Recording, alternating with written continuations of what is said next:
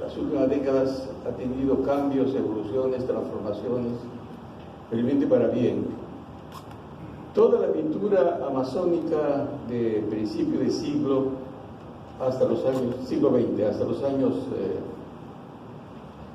más o menos 40, 50, 60, era una pintura figurativa, y yo llamo en mis ensayos a esa pintura selvista, o sea, realista y figurativa. Claro, dentro de esos pintores realistas y figurativos, selvistas, había algunos destacadísimos. Estamos hablando de Víctor Manuel Peña, de Juan Ovilluz de Palacios, de Ortiz, estamos hablando de Mesa, y uno de los más destacados pintores de esos años, 30, 40, 50, del 60, realmente fue César Calvo de Araujo. César Calvo, el padre del gran poeta ya fallecido César Calvo, era un pintor figurativo extraordinariamente talentoso, con una calidad técnica muy importante. Lamentablemente la mayor parte de sus cuadros están perdidos o no son muy conocidos. En 1965 ocurre una suerte de parteaguas en la pintura amazónica. Se organiza una exposición, tuve la oportunidad de participar, de organizar la exposición en la Municipalidad de Maynas, del pintor Llano. En esa ocasión aparece una ruptura, un parteaguas en esa pintura figurativa selvista de esas décadas. Llano, que además era un tomador de ayahuasca, inaugura lo que yo llamo el expresionismo mágico, que es una corriente al que Gino ha llevado a su más alto nivel de expresión. Gino es un pintor de realismo mágico, y yo creo que Rembrandt es un pintor del expresionismo mágico. Hablando de las cosmovisiones, como ustedes saben, cuando uno habla de cosmovisiones se refiere a esos procesos de construcción de una concepción que hacen los pueblos, de su realidad física, de su entorno más cercano, pero también de una realidad no visible, de una realidad que es percibida a través de los sentidos. Entonces, cuando uno habla de cosmovisiones indígenas, estamos hablando de cosmovisiones, cosmologías, saberes, estamos hablando de estas cosmovisiones construidas a partir de una interpretación de la realidad física, material y de realidad no material. Es importante analizar lo que es el pensamiento indígena y el pensamiento occidental para entender la pintura de ambos pintores. El pensamiento mágico mítico amazónico es un pensamiento que considera que la realidad, el mundo, es un mundo único. El pensamiento indígena es un mundo único, pero en ese mundo único hay varios espacios, varias esferas donde habitan seres, esencias primordiales que en otras épocas eran seres humanos. Además, para el pensamiento indígena, la realidad material es apenas una máscara, un disfraz de la realidad más profunda, de una otredad. O sea, más allá de esta realidad material para los pueblos indígenas, hay una realidad que es la real verdadera, la otredad. Es una realidad invisible pero real. ¿Cómo se accede a esta realidad? Que nadie ve. Se accede a través de los sueños, se accede a través de la toma de alucinógenos, ayahuasca, del tabaco y de ejercicios espirituales. Se accede a esta realidad. En esta realidad, pues, repito, hay un mundo, hay un único mundo, no, ese mundo es un mundo que tiene otros espacios, otras esferas, y en esas esferas habitan las esencias de la realidad. Y esas esencias son seres primordiales que en alguna época fueron seres humanos. Es por esa razón que los pueblos indígenas pueden ver al Chuyachaki, pueden ver a la sirena, porque de ese pensamiento racional y eurocéntrico es imposible ver esa realidad. Porque el pensamiento eurocéntrico, cartesiano, aristotélico, para este pensamiento el mundo es una realidad material, único, regido por leyes físicas y químicas. No hay la otredad. En consecuencia, para entender la pintura de Gino y de Rembert, tenemos que entender, penetrar en el pensamiento mágico, mítico, amazónico, donde, como digo, la realidad es la máscara de una realidad invisible que es la verdadera realidad. ¿Cómo se accede? Ya he dicho, a través de la toma de ayahuasca, del tabaco y de los sueños y otros ejercicios. Bien, luego de esta breve introducción vamos a pasar a dialogar con los dos pintores. Yo quisiera preguntarles tanto a Gino como a Rembert cómo iniciaron sus vocaciones. Rembert en Iquitos. Rembert es de origen italiano, conocí a su padre. Gino, perdón. Ya lo estoy italianizando.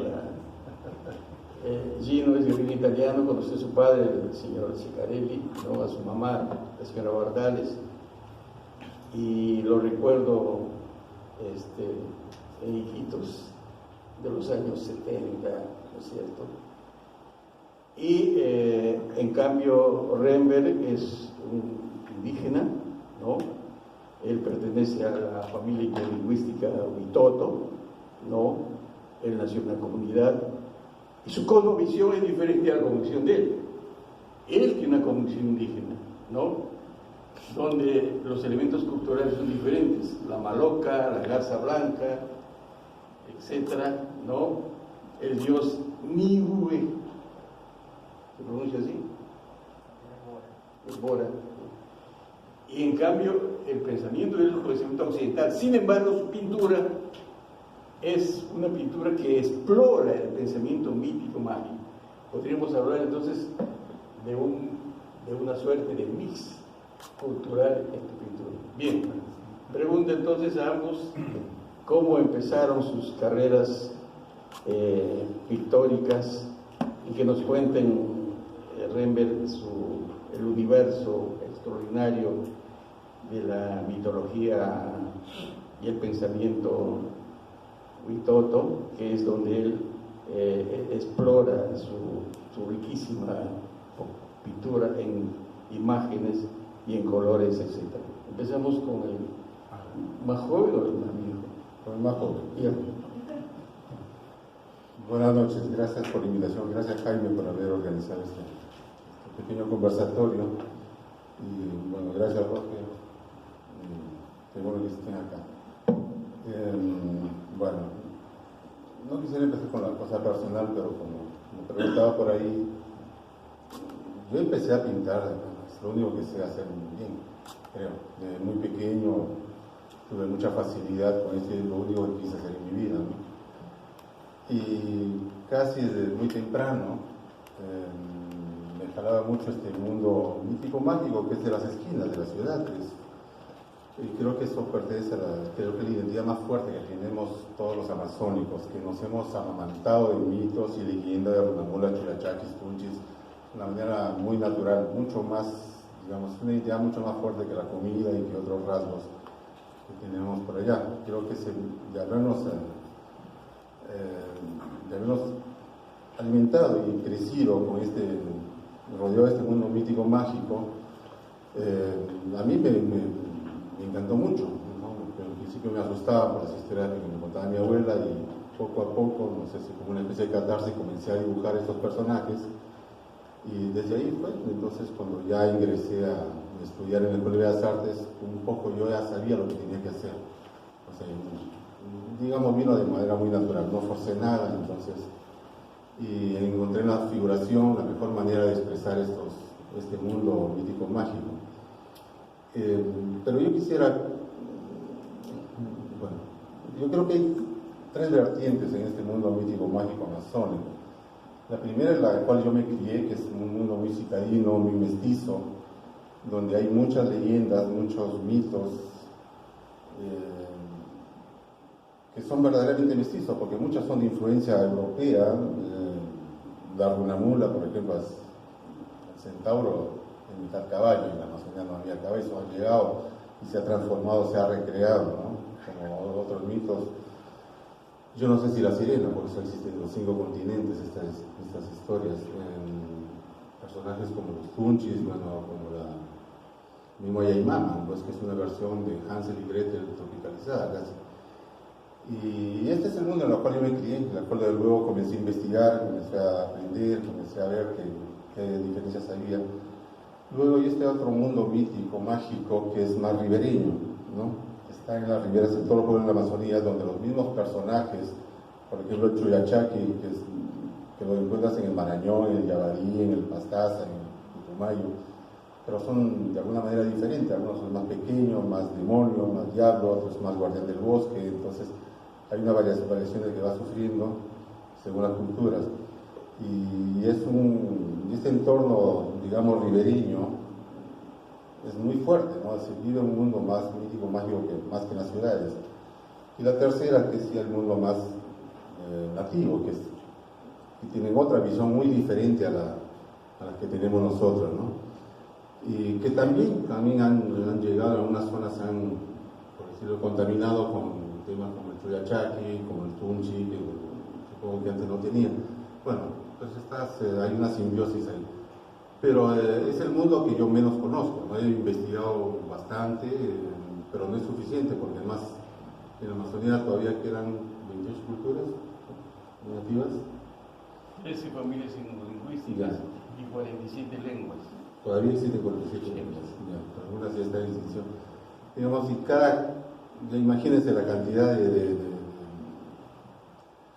mundo mítico mágico que existe en cada cultura y en cada familia lingüística, ¿no? Por ejemplo, a mí me extrañó, o me sorprendió ver mucho en Asunción, tienen un museo del mito que llaman, es muy pequeño, que está en la salida de Asunción, donde sus personajes míticos, que son medio amazónicos, y me encontré con un personaje que se llama el Pombero, y cuando era una escultura, era un Chuyachaki, exactamente casi como yo los pinto, ¿no? Yo los pinto de una manera, otros lo pintan de otra. Y cuando pregunté sobre este personaje, me describieron exactamente lo que era el Chuyachaki, ¿no? Que ya se llama Pombero, estamos lejísimos de acá todavía. Y yo creo, bueno, que podemos desarrollar esto, quiero escuchar a Reimer un poco de esto. Pero digamos, yo te diría que hay estas tres vertientes del mundo mítico mágico amazónico, ¿no? Es el urbano mestizo, el ribereño y el mundo más indígena, ¿no? Pero hay que señalar además que los tres mundos están absolutamente influenciados por lo que es la matriz de la cultura amazónica, el mundo indígena. No olviden que en el Perú somos 10 millones de indígenas, de un total de 29 millones de habitantes. El 43% de la población es indígena, el 43%, o sea, 10 millones. 8 millones de quechuas, 1.800.000 aymaras y 350.000 indígenas amazónicos, que pertenecen a 13 familias etnolingüísticas. Una de esas familias, ¿no?, es la que pertenece a Rember, ¿no?, Huitoto, ¿no?, y de eso nos va a hablar Rember y de su niñez y de sus inicios como pintor. Entonces, le paso ahí la palabra. Y no se olviden de anotar, porque después de unas 2 intervenciones pasamos al diálogo, a las preguntas sobre el tema. Hola. Buenas noches. Muchas gracias por venir. Cuando venía en el camino venía pensando que realmente es un verdadero placer estar al lado de dos personas que han aportado muchísimo a la visión a la visión amazónica desde el occidente peruano, ¿no? Hablamos de Gino y Roger. Yo cuando estaba en la escuela había leído muchos textos de Gino, de Roger, y había visto pinturas de Gino. Entonces, muchos años después de estar compartiendo una mesa como la que está ahora, para mí verdaderamente es un honor, ¿no?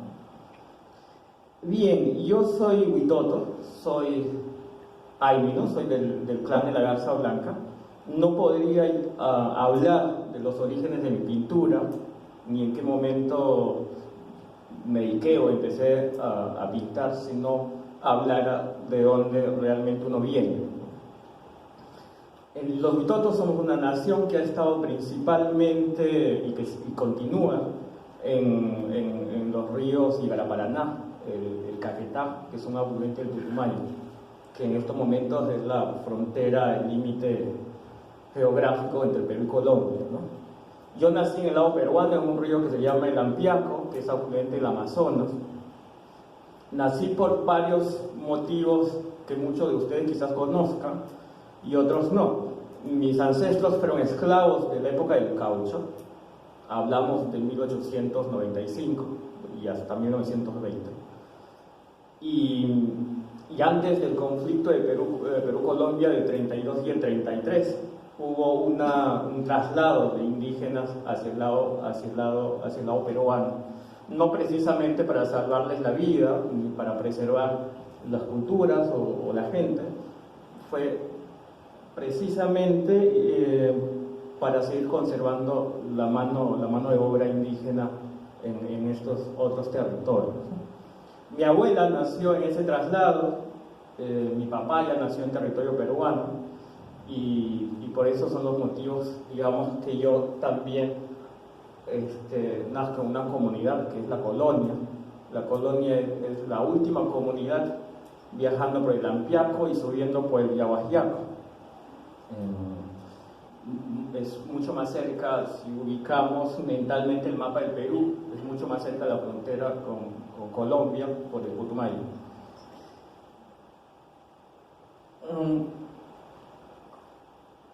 Mi familia es básicamente artesana. Mis abuelos paternos se han dedicado a la artesanía durante muchísimo tiempo, toda su vida. Mis abuelos maternos son pescadores por muchísimas generaciones. Entonces hubo una mezcla entre una familia artesana y una familia de pescadores.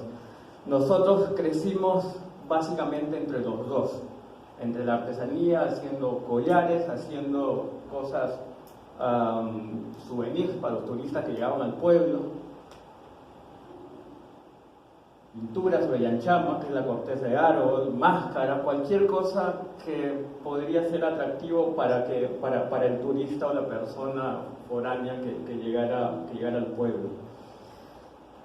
Ahí empieza la historia de la pintura.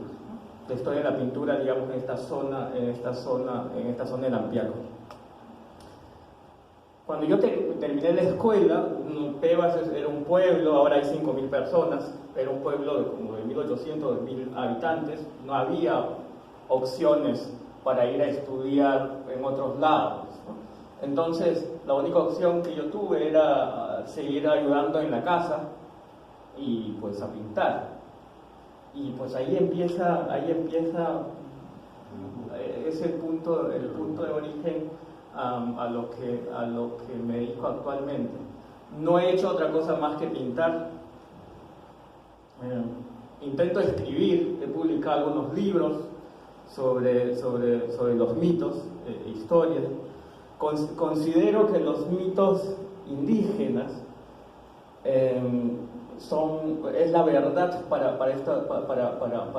la sociedad de donde yo vengo, para mis ancestros, no hay otra cosa. En ella nosotros hemos encontrado esas grandes preguntas que Occidente siempre se ha hecho, ¿no? De quiénes somos, de dónde venimos y a dónde vamos. El mundo indígena ha respondido las dos primeras preguntas: ¿quiénes somos y de dónde venimos? El mundo indígena responde a través de los mitos exactamente eso: el origen del río, el origen del hombre, el origen de las aves, el origen de las plantas, el origen de las enfermedades, el origen del odio. Entonces, todas estas cosas que muchas veces materiales o inmateriales encontramos, dichas respuestas las encontramos en el mito. Entonces el mito no se convierte en una suerte de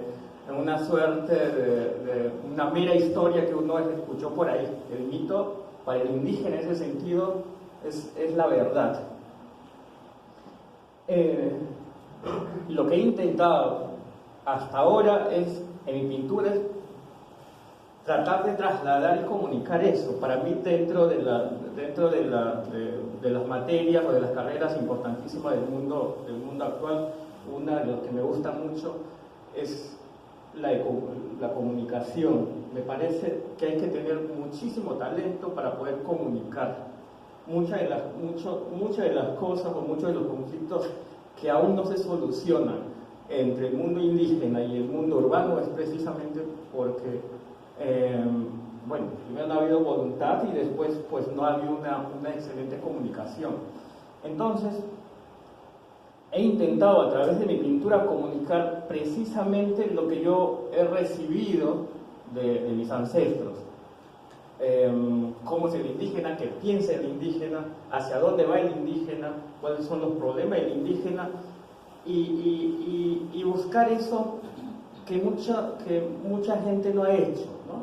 Decirle al indígena que el indígena es humano, es una persona, y que puedes tener un trato un trato equitativo y igualitario como de cualquier. A propósito, recuerdo que en un debate que tuvimos hace algún tiempo, tú rechazaste el membrete, la definición de pintura indígena, ¿te acuerdas? No te gusta ese término. Hablas de pintura en general, pero no pintura indígena. ¿Podrías explicar por qué? Yo creo que la historia de la pintura el arte que viene de la Amazonía está en construcción. Entonces, la sociedad indígena durante los últimos 100 años ha sido etiquetado muchísimas veces. Etiquetado y estigmatizado con un montón con muchos adjetivos. El gran porcentaje de esos adjetivos no han sido, digamos, los más indicados. Yo rechacé la pintura, la etiqueta de pintura indígena precisamente porque el arte es una cuestión universal. Ustedes saben mucho más sobre el concepto de arte y sobre corriente del arte que yo. Pero yo rechacé precisamente porque lo que yo aprendí es que el arte es una cuestión universal y puede ser hecha y puede ser construida, creada en cualquier lugar y en cualquier espacio.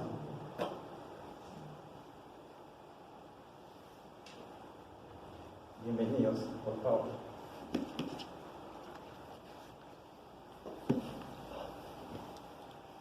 La otra etiqueta que yo he rechazado es el de artista indígena. No quiero quedar etiquetado, o no quiero que se etiqueten a los creadores que vienen pues de las sociedades ancestrales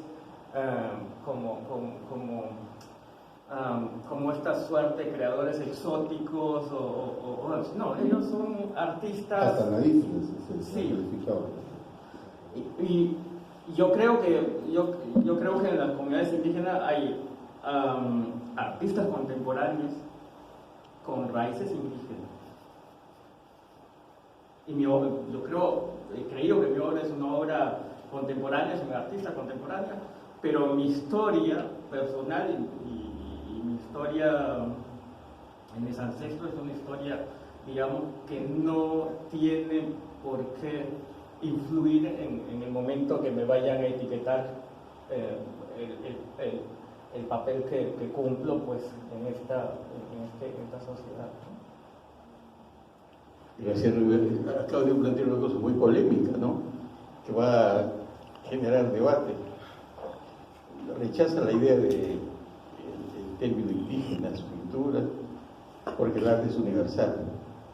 Sin embargo, hoy en día, ustedes saben muy bien, el pensamiento indígena, los saberes, las cosmologías indígenas, las cosmovisiones, son un nuevo paradigma de modernidad. Si ustedes comparan, por ejemplo, el pensamiento occidental, eurocéntrico sobre la naturaleza, ¿qué cosa es para los occidentales la naturaleza? Un bien de renta, un insumo, un bien transable.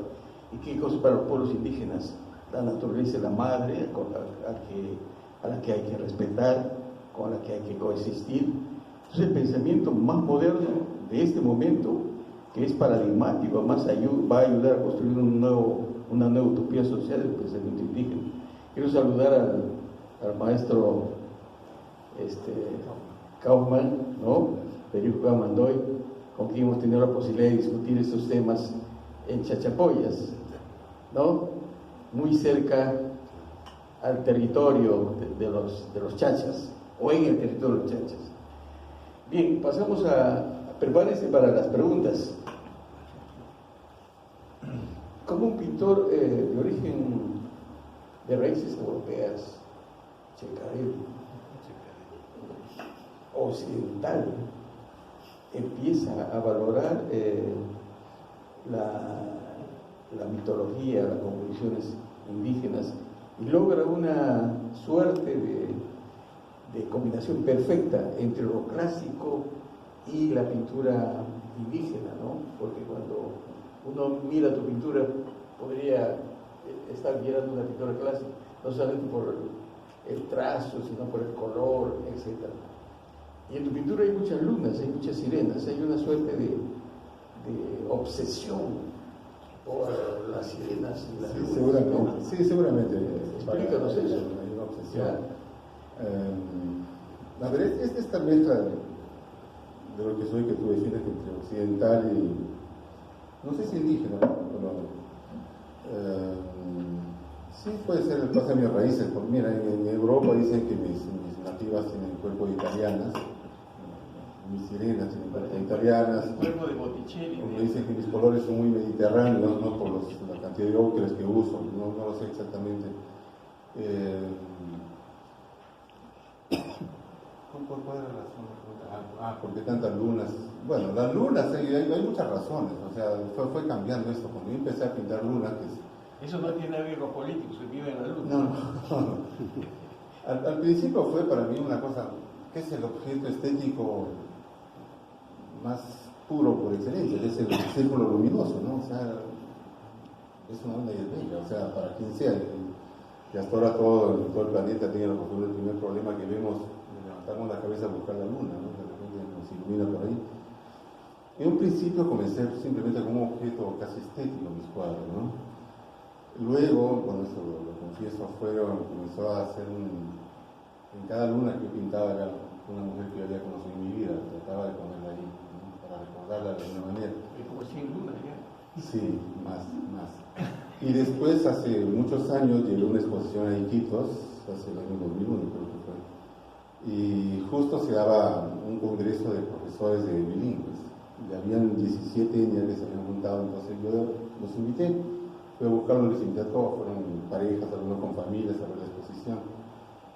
Y yo quería saber, pero la impresión que tenían ellos sobre mi trabajo, ¿no? Porque yo trabajo, a veces uno se siente directo y indirectamente vocero de algo y de repente no lo eres, entonces lo eres a tu manera, pues. Pero me gustaba que yo quería saber la opinión que tenían de lo que veían, de mis cuadros. Y bueno, me quedé encantado porque les gustaba, incluso al día siguiente quedamos reunirnos en la exposición y yo les iba a dar material para trabajar. para hacer dibujos. Y gente que se supone que nunca había dibujado, ¿no? Entonces yo compré 100 cartulinas, plumones, pinceles, lápices, de todo, y nos tiramos al piso todos a ver, les pedí que dibujen. Rato me decían, ¿qué cosa dibujar? ¿No? ¿Qué hago? O sea, no sabía, yo nunca he dibujado, hágalo. Pero había esa duda, entonces yo le dije, les voy a poner un tema, que es la historia de la luna. Y empezaron, y al final algunos escribían en la esquina, bueno, profesores, muchos, un breve resumen de la historia, y lo ilustraban, y cada dibujo era más maravilloso que el otro, ¿no? Y gente que se supone que no tenía esta facilidad, no tenía la habilidad, no dibujaba permanentemente, pero eran trabajos magníficos. Y cuando comencé al final, cuando me entregaban las cartulinas, yo comencé a leer lo que había interpretado, descubrí que en prácticamente las 17 culturas que estaban ahí, 17 etnias, en todas la luna era varón. Y eso a mí me sorprendió, entonces comencé a conversar con ellos y algunos me explicaban el porqué, el origen. Eran historias completamente distintas unas de otras, incluso dentro de la misma familia lingüística. Eran completamente historias distintas, que eran manchadas por el buito, que era el tío que había subido, que era la mujer castigada, que era, bueno, mil historias, ¿no? Y a mí lo que me sorprendió es entonces comencé a investigar un poquito más el tema de la luna, ya no solamente a nivel universal, y descubrí que solamente en Alemania se dice como género, ¿no? Es luna. Pero no es prácticamente femenino. ¿No? Pero sí, en la Amazonía sí, o sea, habló de los matzés, tanto ahora o nosotros, Yanica, Yanesha, demás. En todas la luna era un varón. Y eso me fascinó. Entonces,